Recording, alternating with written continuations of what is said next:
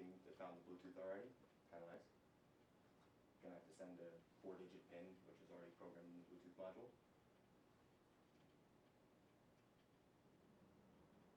And there's our app.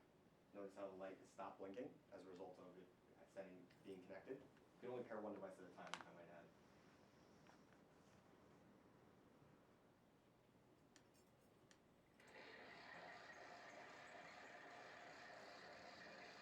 Notice the varying frequency. We're going to try to do different settings. Slow down a little bit. Much lower frequency. RPM.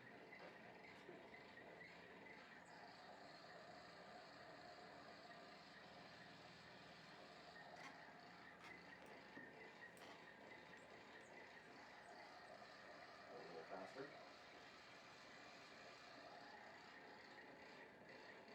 The number on the box on the VFD is hertz, I might add. You can already. And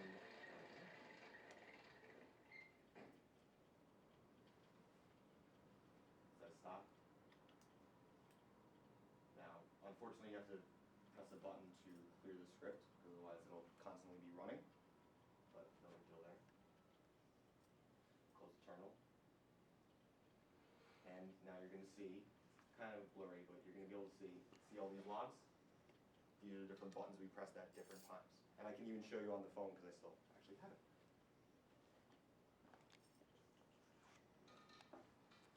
I don't know if anybody can see it, but notice how it has different days, different times, different settings that we've enabled. Close the key. And get this one.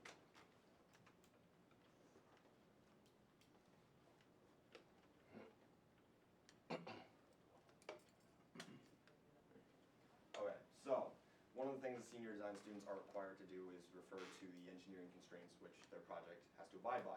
And normally you're supposed to list 4 or more if possible.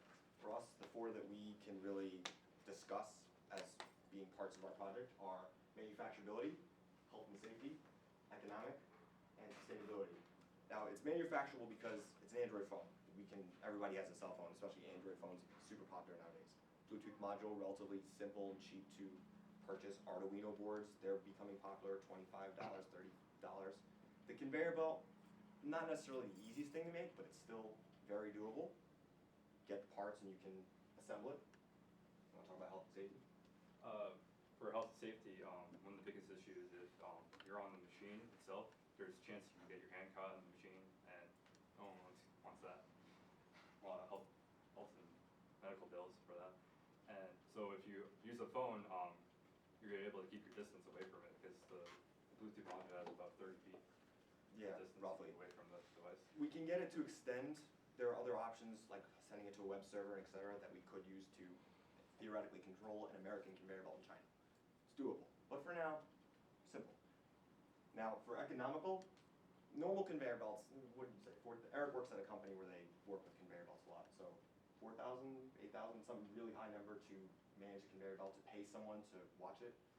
This is just a simple app, and if we sold it on the market, we might get a little bit of money, but it's a relatively cheap app, and saves a lot of money for a company to say, hey, this can control my conveyor belt for a fixed amount of time instead of having somebody else watch it. And maintenance is easy. And as for sustainability, well, it's an app, so it's going to last a long time. The belt can last a long time. There's not an issue of failure because the app can constantly be maintained, updated, debugged, etc., etc. It's really simple that way. In conclusion, this project is able to wirelessly control the conveyor, and that's a good point. Well, yeah, see, this project, the point of it is to be able to control some sort of application wirelessly with an Android phone. And we chose a conveyor belt because we both like the manufacturing industry. If we wanted, we could have controlled a fan, we could have controlled the doors, we could have controlled an elevator, but we chose something that has some sort of simple but understandable purpose. And this is actually just a small-scale conceptual project, so we can actually take this project and make it a full-scale thing, like a whole bottle factory rather than just a small conveyor. We have some additional thanks also because obviously Eric and I couldn't do this on our own, but We'd like to thank our advisors. Dr. Zumi, who is over there. And Dr. Vizier. We also have a few other contributors that we'd like to thank. For example, Aaron Weed was the man who gave us the motor, and he also helped with some of the coding, very minor tweaks, but without his motor, we would have been in a bit of a pickle. We'd also like to thank other members of Senior Design Lab who were in the room with us constantly, helping us, giving us advice on things that we may have not figured out for days on end otherwise. So we felt it necessary to thank them. We also want to thank you guys for bearing with us in our technical difficulties, plenty. So, yeah. Questions?